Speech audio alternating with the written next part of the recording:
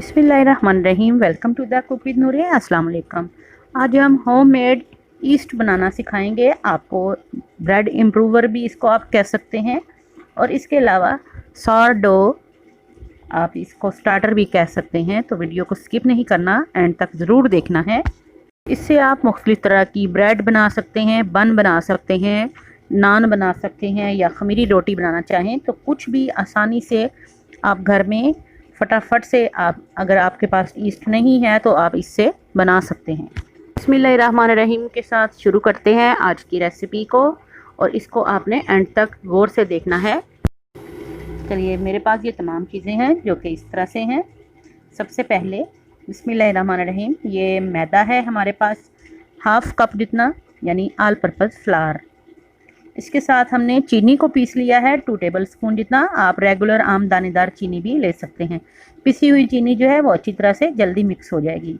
दही है हमारे पास रूम टेम्परेचर पे तकरीबन 2 टेबल स्पून जितना, या 1/4 कप जितना।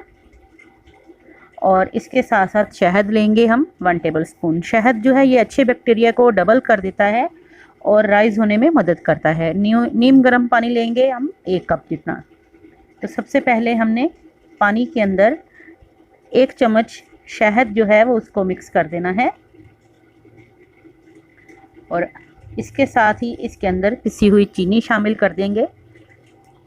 चीनी जो है ये भी अच्छे बैक्टीरिया को राइज करती है। ये खाना होता है, ये आप कह सकते हैं बैक्टीरिया का खाना है, शुगर और हनी।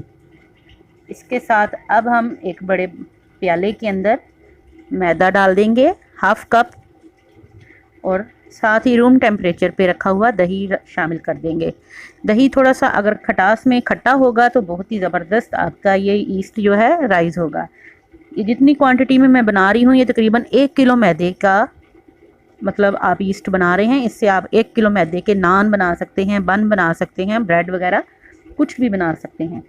अब ये थोड़ा थोड़ा करके तमाम पूरा 1 कप जो है इसके अंदर हम शामिल कर देंगे हनी और शुगर और Luke warm water.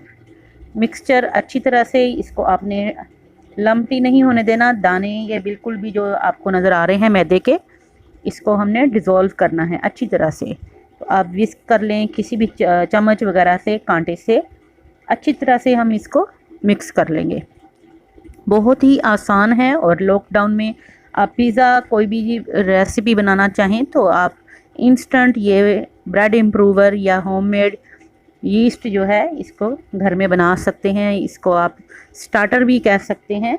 East starter जो है, ब्रेड स्टार्टर, सावर डो स्टार्टर भी कहा जाता है इसको। तो ये हमारा, ये देखें इस तरह की कंसिस्टेंसी में होना चाहिए, गाढ़ा सा। तो इसको अब हम कवर करके गर्म जगह पे रख देंगे। आजकल क्योंकि मौसम गर्म है तो ये 8 से 10 घंटे में बेहतरीन राइज हो जाएगा। तो चलिए 8 से 10 घंटे के बाद हम इसका आपको दिखाते हैं। चलिए, ये अब सुबह हो चुकी है और सुबह के 9 बजे हुए हैं। तो ये तकरीबन 10 से 12 घंटे हो गए हैं। माशाल्लाह से देखें कितना अच्छा है हमारा ईस्ट जो है या ब्रेड इम्प्रूवर। ये देखें कितना अच्छा ऊपर से आपको ये नज़र आ रहे होंगे, कितना अच्छा राइज हो गया है। इससे आप कोई भी डो गूंद सकते हैं, किसी किस्म की भी ब्रेड बना सकते हैं, पिज़्ज़ा या बन वगैरह बना सकते हैं, या पीटा ब्रेड बनाना चाहें तो इजीली आप इससे बना सकते हैं। तो इसको ज़रूर ट्राई कीजिएगा। कमेंट बॉक्स में मुझे ज़रूर बताइएगा कैसी लगी रेसिपी। टेक केयर, अल्लाह हाफिज़।